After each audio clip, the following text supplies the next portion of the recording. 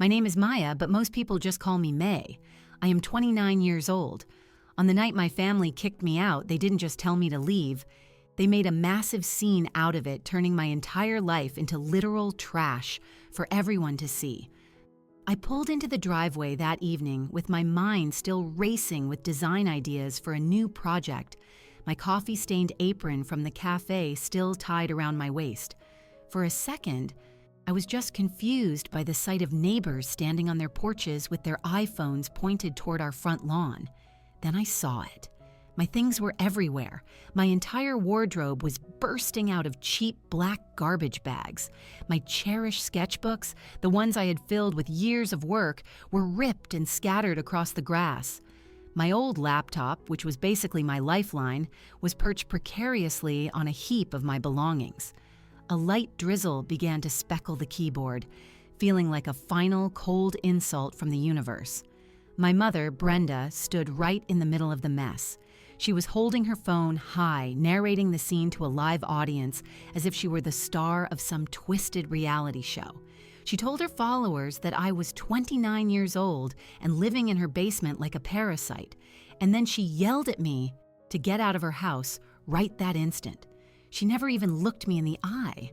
Her gaze was glued to the comments scrolling up her screen. My brother Justin let out a loud bark of laughter, making sure the phone's microphone picked it up as he kicked one of my bags with enough force to send it tumbling across the wet grass. My sister Ashley panned her phone in a wide arc, giving her viewers a 360-degree tour of my life being systematically dismantled. A neighbor from across the street actually started clapping. I didn't scream at them. I didn't even cry. I just walked past all of them, my hands shaking as I salvaged whatever I could. I packed it into my car and drove away without saying a single word. In that moment, they felt triumphant. They were certain they had finally purged the family failure. What they couldn't have known was that just 6 months later, my phone would be vibrating nonstop with over 70 frantic messages, all of them begging me to just talk to them. If you want to know how the basement leech ended up with the power to unravel everything they held dear, you should keep listening. 6 months before that humiliating night on the lawn, my life was actually pretty normal by most standards. I had a small but functional one-bedroom apartment about 20 minutes away from my mom's house. I drove a weathered Toyota Corolla that made a weird rattling sound whenever I turned on the air conditioning, and I had a steady job as a graphic designer at a respectable marketing firm in downtown Denver. It wasn't a glamorous life, but it was mine. I paid my own rent, handled my own utility bills, and bought my own groceries. I was proud of being independent. Then the economy took a major nosedive. Our firm's clients began to cancel their projects.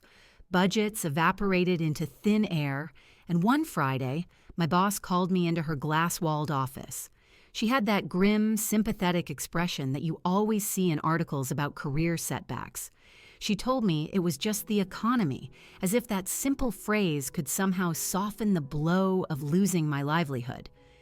2 weeks after that conversation, I was standing in my empty apartment, watching the last of my boxes being loaded into a moving truck. I did a quick, desperate calculation of my savings and faced the harsh reality that the money wouldn't last nearly as long as I had hoped. Moving back into my mother's house was supposed to be a short-term fix. It was just a temporary landing pad until I could secure another good design position. The deal was that I would pay her $400 a month for the basement room and pick up extra hours at a nearby coffee shop while I hunted for a new job. It seemed like a sensible plan on paper. In reality, it felt like I was shrinking back into a past I thought I had outgrown years ago. My mother, Brenda, absolutely relished her role as the benevolent matriarch. At her weekly church group, she would sigh dramatically and tell her friends that I was back with her for a bit. She called me a poor girl and said the economy had just shattered me. But in the privacy of our home, her tone was completely different. She would tell me I was nearly 30 and living down there like some teenager who refused to grow up, usually saying it just loud enough for me to hear from the basement stairs while she slammed the kitchen cabinets. My brother, Justin, would swing by for dinner after his shift at the mechanic shop, still wearing his oil-stained shirt. He would slap me on the back and ask with a smirk how the resident artist was doing. He'd ask if I had landed any real work or if I was still just making pretty pictures. My sister, Ashley, who was an aspiring influencer, drifted through the house with her phone always in her hand. She was constantly narrating her cozy family moments for her followers. She had a real talent for framing her shots so that I was always partially obscured, making me look like a blurry figure in the background of her perfect life. The basement itself wasn't even that bad, but it was a constant reminder of what they perceived as my failure. I set up a makeshift office on a wobbly folding table, spending my days polishing my portfolio and firing off job applications. I took on insultingly low-paying freelance gigs just to afford my design software subscriptions. Each month, when I handed my mom the rent money in an envelope, she would count it slowly as if she were inspecting it for fake bills. She'd always make a comment about how the electricity I was using wasn't free, as if I wasn't already painfully aware of every single resource I was consuming. But I kept telling myself it was all temporary. I would spend late nights scrolling through job boards, fantasizing about the day I could finally walk up those basement stairs with a signed offer letter and tell her I was moving out. One morning, that day finally seemed to arrive. An email appeared in my inbox from a small tech startup in Boulder. They told me they were impressed with my portfolio and wanted to hire me as a remote freelance designer, with a strong possibility of a full-time position later on. The pay was more than I had ever earned at the coffee shop and was actually close to my old salary at the firm. My hands were physically shaking as I read through the contract. My heart hammered against my ribs as I went upstairs to tell her. I found my mom in the kitchen, meticulously cleaning the countertops. I tried to contain my excitement as I told her I thought I had just gotten a really great freelance contract with consistent work and good pay.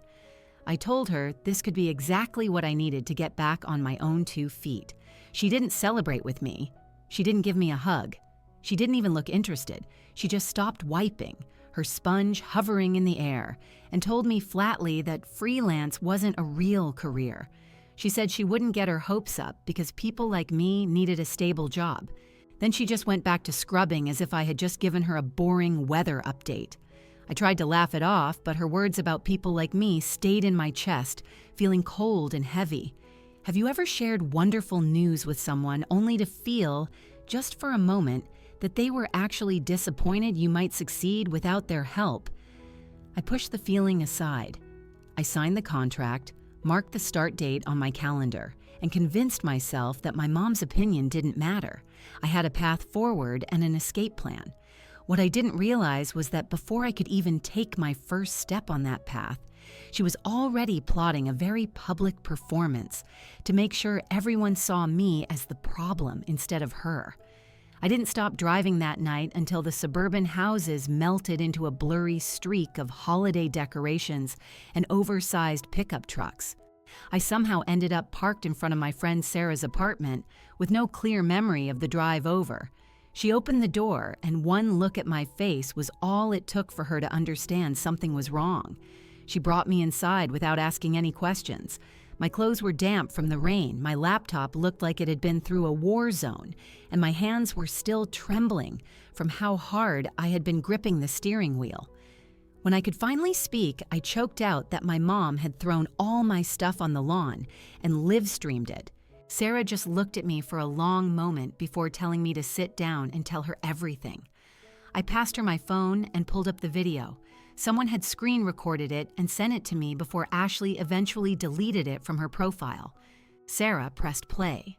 There was my mother, perfectly centered in the frame, her face lit up with a self-righteous fury. She was calling me a parasite to an audience of laughing emojis. There was Justin kicking my bag of clothes. There was Ashley giggling as she documented my humiliation for her content. I watched myself appear on screen, my expression a mixture of confusion and shock. I was so quiet in the video. A few comments drifted by on the bottom of the screen. One person said I seemed lazy, while another said their mom would never tolerate that. It felt like I was watching my own funeral and listening to a eulogy delivered by strangers who had already decided who I was. Sarah paused the video, zooming in on a detail I had completely overlooked. She asked me when my mom had found out about my new job. In the video, my laptop case was open, and papers were spilling out onto the wet grass. Right on top of the pile was the printed copy of the freelance contract I had left on my desk in the basement. The pages were creased, as if someone had snatched them up, read them, and then carelessly shoved them back into the bag. I remembered then that Ashley had been down in the basement that morning. She had claimed she was looking for a ring light, and I had told her to leave my desk alone. Sarah just arched an eyebrow and asked if I really thought she had listened. Suddenly, it all made sense. My mother hadn't just spontaneously exploded with rage. She had seen the contract. She had seen the impressive hourly rate, the start date, and the words about it being a long-term retainer with full-time potential. She had seen everything I had been praying for. Her reaction wasn't relief that her daughter was doing well. It was fear. She saw it as a direct threat to her narrative, the one where she was the struggling, saintly mother burdened by her helpless, grown-up daughter. I fell back against Sarah's couch, my gaze fixed on the ceiling. I realized she needed me to leave as the villain. She couldn't let me leave as the daughter who was finally succeeding on her own. Sarah went into her bedroom and returned a moment later with a dusty, faded manila folder. She asked if I remembered it. It was from 4 years ago, right after my grandpa Joe passed away. He was an old-school real estate investor who used to take me on drives and point out which properties were gold mines and which were dead ends. He had left an envelope for me back then, delivered by his lawyer. At the time, I was so lost in grief that I couldn't process any of it. My mother had dismissed it, saying it was just boring legal paperwork and that she would take care of it. Being young and trusting, I never questioned her. Now I finally opened the folder. Inside was a copy of his last will and testament, along with a formal letter from his attorney, a woman named Mrs. Sterling, whose face I could barely recall from the funeral. The letter was crystal clear. I was listed as a partial owner on 3 significant assets. I owned 40% of my mother's house, 60% of a rental property in Boulder, and 25% of Justin's auto shop. Tucked at the bottom of the page was a handwritten note from my grandfather himself. He wrote that I understood value and that this would be my safety net if people ever forgot mine. My mother had never said a word about any of it, not a single mention in 4 years. I just sat there with the documents shaking in my hands, replaying every time she had complained about the financial burden of carrying me, while she was actually depositing rent checks from a property that I owned a majority of. Sarah said it carefully, asking if I understood what this meant. She pointed out that if this was all legitimate, they had been pocketing my inheritance this whole time. My first impulse was to drive back to her house, slam the will down in front of her, and start my own live stream to expose every single lie. But as the fury swelled inside me, a colder, more calculated feeling took its place.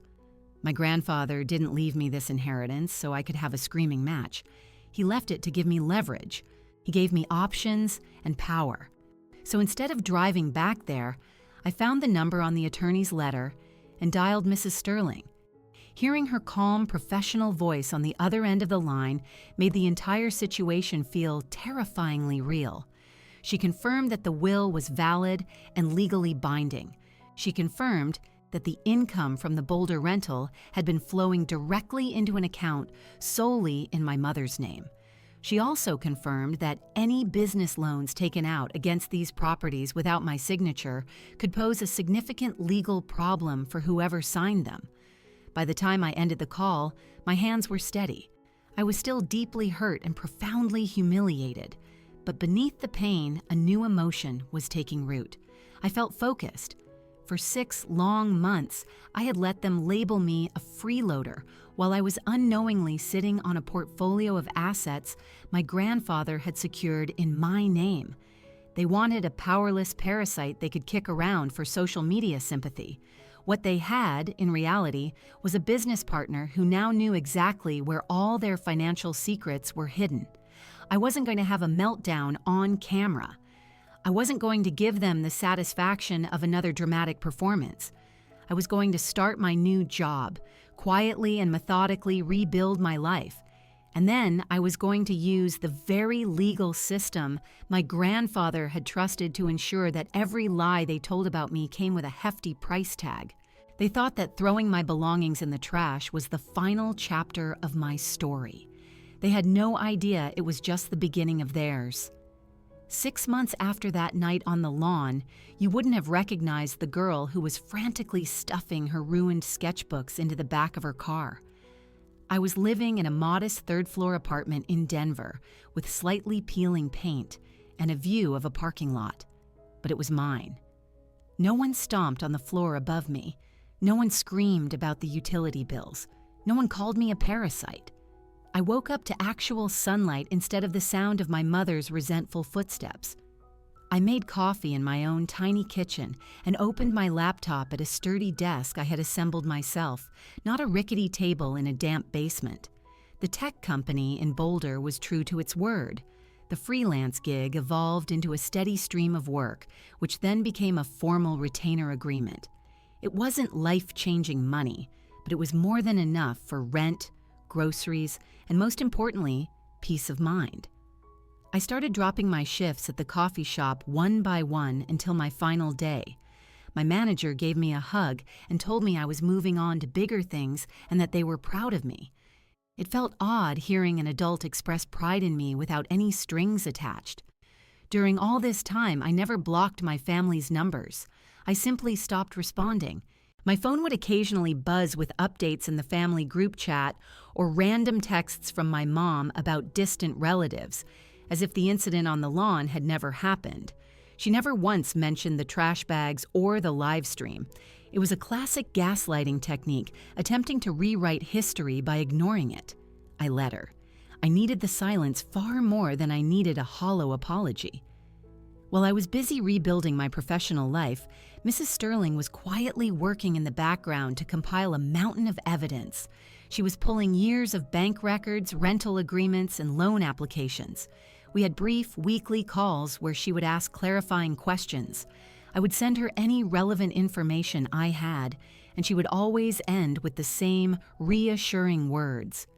She told me we would make our move when I was ready, and not a moment before. For the first time in what felt like a lifetime, an authority figure wasn't telling me to be grateful or to avoid causing trouble. She was affirming that my anger was justified. One Tuesday afternoon, after I had submitted a major project, she called and said she believed it was time. I stared at the spreadsheet she had shared with me. It detailed years of misappropriated rental income from the Boulder property. It included loan documents signed by my mother and Justin using assets I co-owned as collateral, with my name conspicuously absent. There was a conservative estimate of my stolen share. I swallowed, my throat suddenly dry. I asked her what would happen when we did this. She told me we weren't aiming to destroy them. She said we were simply making it impossible for them to pretend I didn't exist anymore. She warned me they would be furious and would try to guilt me, but she said that was their problem to manage, not mine. A week later, she dispatched formal legal letters to my mother's home and to the auto shop. The letters laid out the facts in stark, unambiguous legal terms. They detailed my ownership stakes, the unauthorized debts accrued against the properties, the total amount of rental income I was owed, and a formal request to negotiate a settlement before pursuing litigation. She copied me on the emails and sent physical copies by certified mail, leaving them no room to claim they never received them. For a few days, the silence was deafening. I went about my life, almost starting to believe they had simply thrown the letters away. Then, on a quiet afternoon, my phone began to light up on my desk. It was buzzing and dinging so relentlessly it seemed to be having a seizure. The family group chat exploded first, then came individual messages from Justin, then Ashley, and finally my mother. A torrent of notifications piled up so fast I couldn't even read them all. In under an hour, I had more than 70 of them. Justin asked what the hell this legal garbage was and told me to call him right now.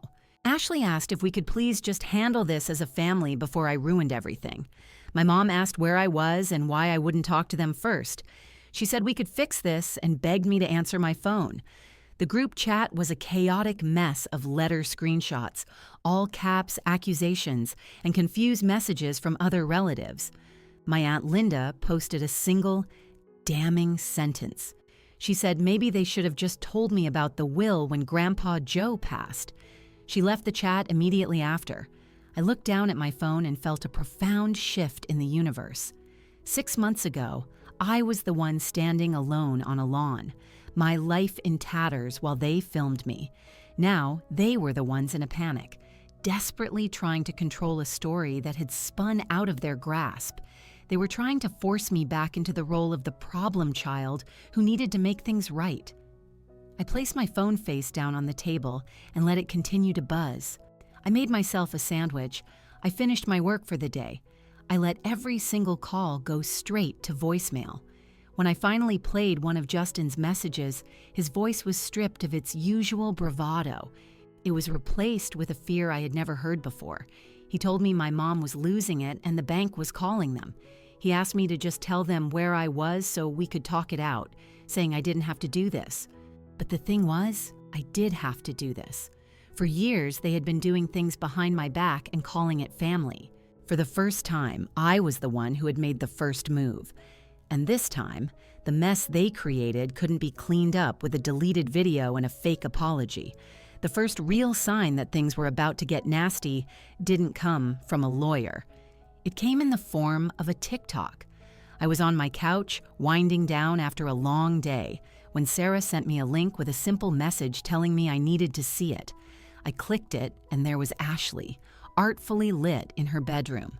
Her mascara was smudged just enough to look tragically vulnerable. The caption said that it was about when your own sister chooses money over family. The audio was a trending sound about betrayal. She never used my name, but she didn't have to. She spun a sob story about a sibling who was suing our poor mother over a house she never helped pay for and was trying to steal our brother's small business. Her comments section was immediately flooded with messages of support. People called this anonymous sibling greedy, ungrateful, and a gold digger. A few of her followers did some sleuthing and found my old tagged photos, and they started sliding into my direct messages. One message asked if I was really taking my own mom to court for rent. Another sneered at me to get a real job instead of trying to steal an inheritance. The irony was so thick it was almost suffocating.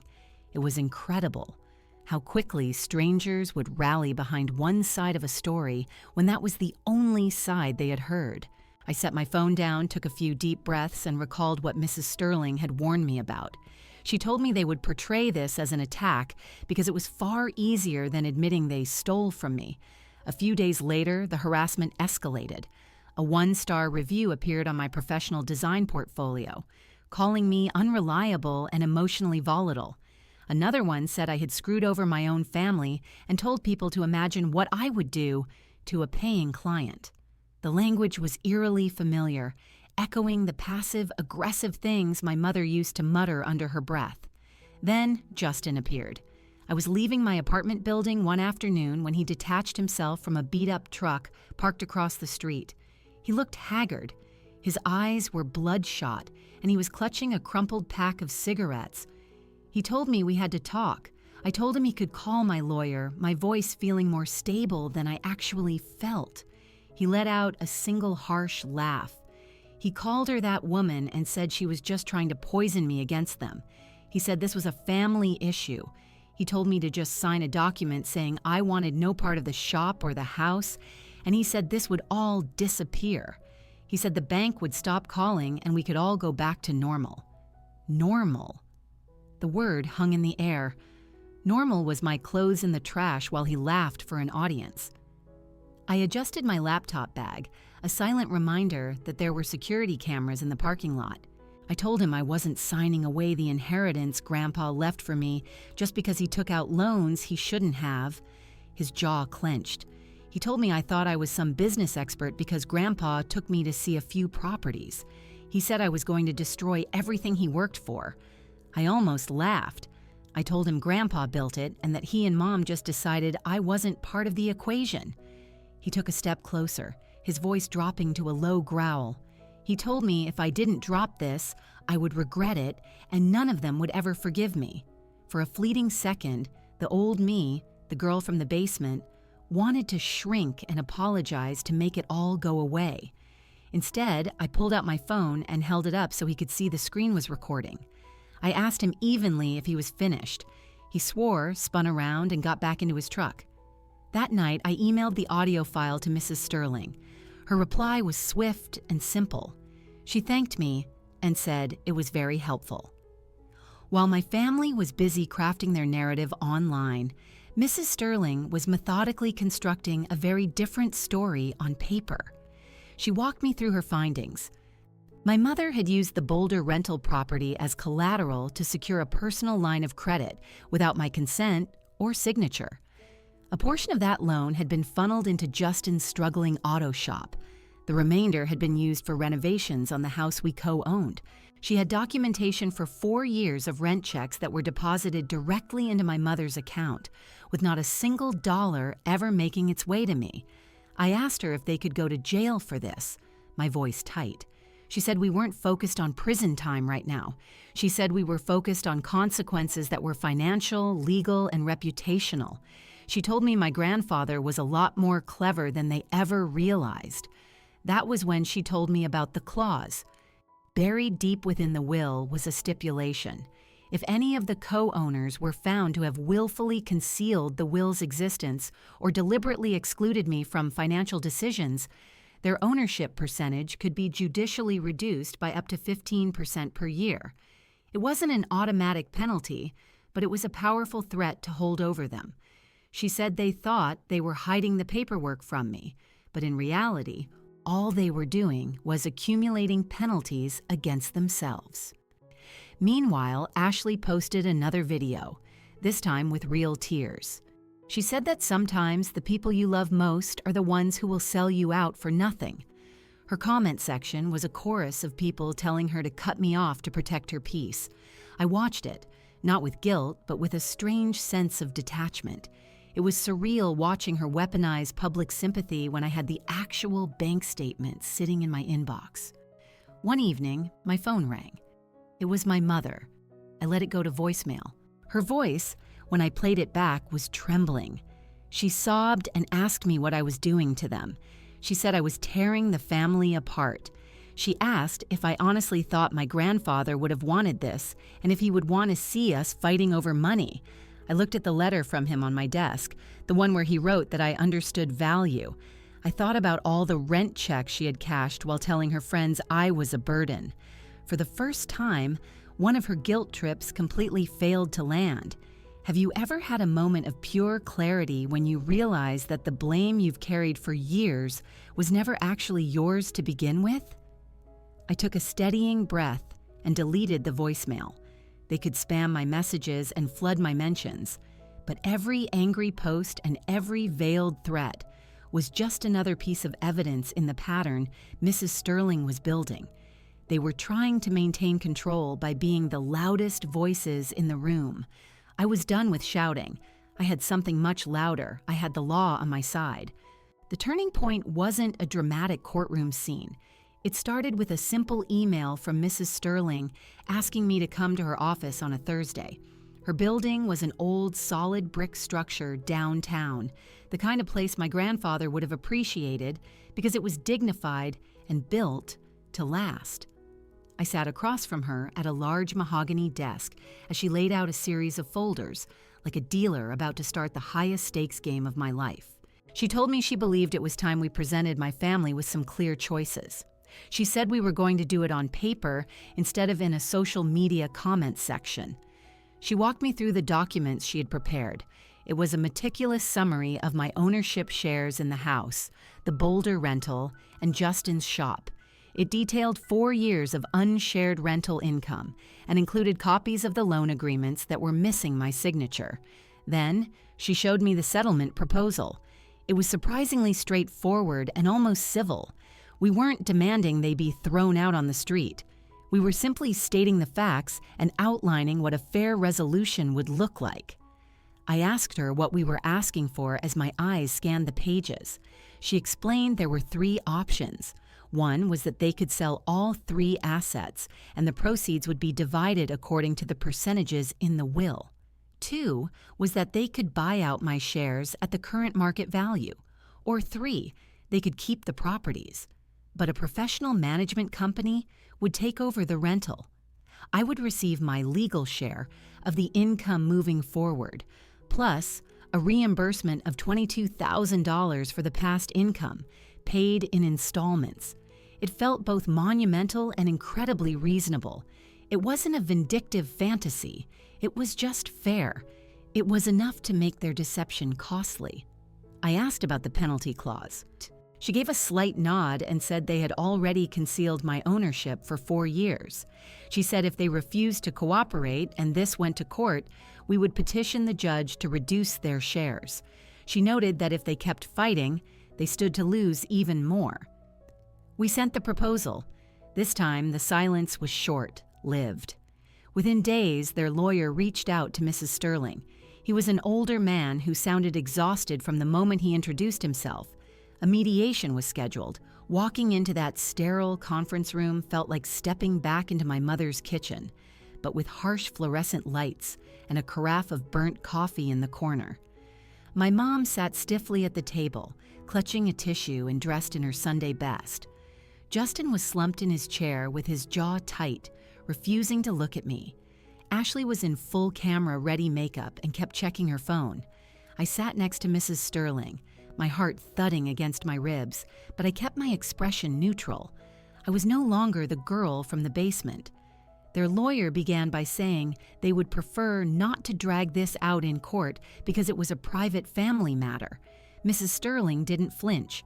She stated that it became a public matter when my belongings were thrown onto the front lawn on a live stream. She said we were there because that video was not the only thing their clients had been hiding. My mother then launched into a long, rambling monologue about her sacrifices as a single mother. She talked about how she had taken me in when I had nowhere else to go.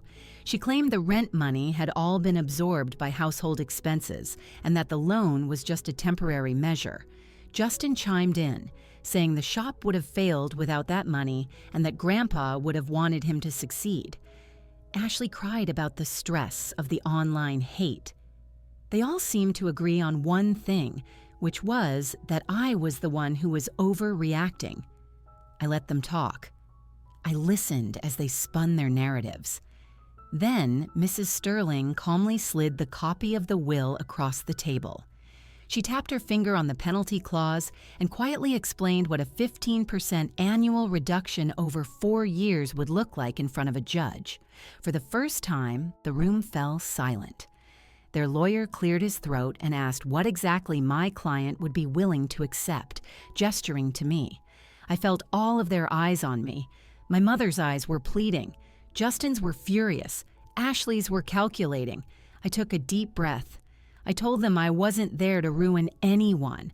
I said I was just there to make them stop pretending my life didn't count. I told them I wanted what was in the proposal. I wanted $22,000 paid back over 2 years. I wanted a management company for the rental so I never had to deal with them directly. I wanted my name officially and legally on all the deeds, just as Grandpa intended, and I wanted a public apology. My mom recoiled. She said they could apologize in private and that there was no need to humiliate them. I thought about the neighbors watching my eviction and the stream of comments calling me a leech. I thought about the TikToks painting me as a monster. I told her quietly that she had already taken care of the public humiliation part, but she had just aimed it at me.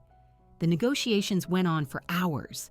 They tried to haggle down the amount and to remove the apology. They tried to retain control of the rental. Each time they pushed back, Mrs. Sterling would gently remind them of the financial risks of a court battle. At one point, Justin snapped and told me I was picking money over my own mother. I looked him dead in the eye and told him no. I said I was choosing to stop letting my mother steal from me and call it love. In the end, it wasn't a moral awakening that brought them to the table. It was fear and exhaustion. They signed. The agreement stipulated the full repayment plan and the third-party management of the Boulder property. It also stated in plain black and white that they would post a public statement acknowledging they had withheld information about the will and that their previous claims about me living off of them were inaccurate. You could see how much they hated that last part in the tension of my mother's jaw, but they agreed to it. A week later, Justin called. His voice was brittle. The bank had frozen the line of credit tied to the rental property. Without that cash flow, the auto shop was insolvent. He closed its doors for good 2 months later. Ashley posted a tearful video announcing a break from social media to deal with family issues. Her engagement plummeted as people started asking uncomfortable questions about the eviction livestream. A small brand she worked with quietly terminated her contract after someone emailed them a link to the video. My mother had to sell her car to make the first installment payment on the $22,000. The same woman who boasted at church about supporting her daughter was now asking for rides from the very neighbors who had seen the public apology she was forced to post. I didn't gloat about it. I didn't text them to say I told you so. I just watched it all unfold from a distance through secondhand information and screenshots while sitting at my own kitchen table and paying my own bills. They had wanted the world to see me as a failure. Now the world saw something else entirely. Was it a clean victory? Of course not, but for the first time, the consequences of their actions were theirs to carry instead of mine. And in a quiet, unexpected way, that was the real win. It wasn't the money or the signed papers. It was the simple, unshakable fact that they could no longer control the narrative, no matter how many times they hit the record button. Today, my life is wonderfully and peacefully boring. I wake up in my apartment in Denver and it smells like fresh coffee instead of a damp cellar. I have a proper desk by a window and a corkboard overflowing with project notes. I even have a small houseplant that I've somehow kept alive. I pay for all of it with money I earned from work that has my name on it. Some mornings I catch my reflection and I barely recognize the woman looking back at me. She doesn't jump when her phone rings. She doesn't brace herself for the sound of someone shouting her name. She is just living. The settlement didn't magically change who my family is. Justin sent me a long text a month after his shop closed, asking for budgeting advice. The old me would have dropped everything to help him. The new me sent back a few practical suggestions and didn't feel guilty for not responding to his follow-up questions. Ashley tried to message me from a new account, saying she missed me and that the internet just didn't get the full story. I left her on read. I don't harbor any hatred for her, but I don't trust her with access to my peace. My mom sent a long, handwritten letter detailing all her stress and fear. She explained that she had made mistakes but was just trying to keep the family together. She ended by saying she hoped I could forgive her and come over for Thanksgiving. I folded the letter and put it in a box with my grandfather's will. I decided that forgiveness doesn't have to mean going back to a table where you were once served poison. One night, I stumbled upon an old voicemail from my grandfather that was saved on my phone from years ago. His voice was warm and familiar. He said he was just calling to say he was proud of me. He said he knew things get heavy, but he told me I had a way of seeing the details other people miss. He said that was going to be my shield one day. I sat there on my living room floor and let out a small, choked laugh. He had no idea how right he would be. For so long, I thought revenge meant making them feel as small and powerless as they made me feel. In the end, real revenge was quiet. It was using facts instead of fury. It was building boundaries instead of begging for acceptance. It was making sure their lies finally had consequences. Seeing my mom's forced apology post was satisfying, yes, but the real victory isn't their punishment. It is my peace. It is the way my chest doesn't tighten when I hear the word family anymore. I have learned that blood doesn't give anyone a free pass to lie to you, to steal from you, or to turn your pain into their content. Respect and accountability do. If you have ever been made to feel like the problem child simply for refusing to be silenced, I hope my story is a reminder that you have every right to protect yourself, even from the people who are supposed to protect you. And if your own family has ever made you feel like a burden, maybe one day you'll find yourself standing in a place that is entirely yours, built by your own hands, and realize they were wrong about you all along. When that day comes, I hope you choose your future over their version of your past. End of story.